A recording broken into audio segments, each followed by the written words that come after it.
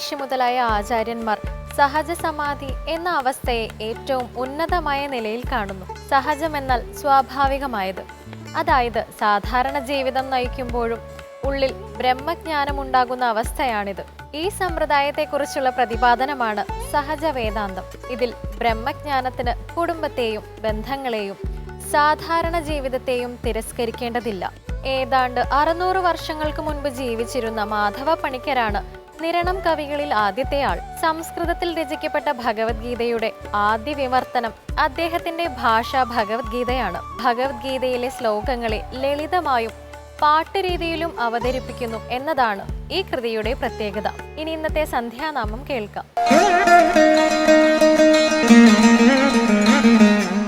வெற்றிவேல் முருகனுக்கு ஹர ஹரோஹரா, வீரவேல் முருகனுக்கு ஹர ஹரோஹரா, சக்திவேல் முருகனுக்கு ஹர ஹரோஹரா, ஞானவேல் முருகனுக்கு ஹர ஹரோஹரா.